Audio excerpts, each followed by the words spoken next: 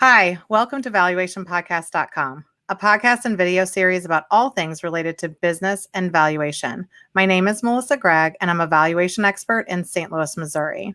I have the pleasure of discussing fraud and forensic accounting with Chris Ekimoff, a certified fraud examiner and CPA in Washington, D.C.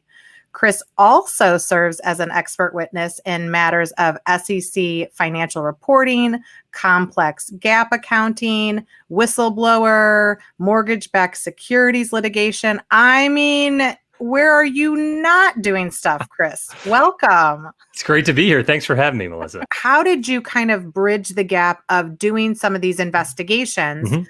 Because on these big investigations, you were so young that it probably wasn't you as the lead That's right. testifier. Yep.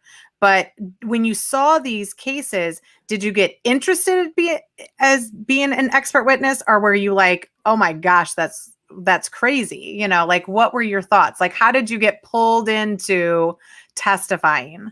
I'd say I was really excited for it until after my first deposition. Then I wasn't excited anymore. When you have a very intelligent and well-meaning attorney on the other side of the table trying to tear apart your entire report, your educational background, your general demeanor can be a little less than encouraging for pursuing that going forward. But, you talked a lot about getting eyes on documents. I like to say that you're looking for the smoking gun, right, in an investigation, but you also want to look for the lit fuse. And the lit fuse is that bomb in the production, in the data that completely blows your methodology, your expert opinion out of the water. And you need to have that level of understanding of the facts so that you don't go up there and say, FIFO is always the best method for inventory accounting.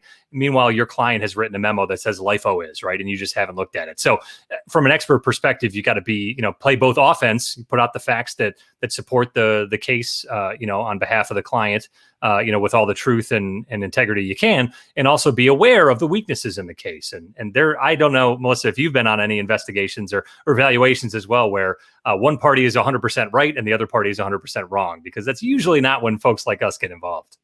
Right. And it is, I think you get better with time, obviously, the more you testify. But the beginning, we were talking about this yesterday with another expert, and the beginning is kind of horrific. Yes.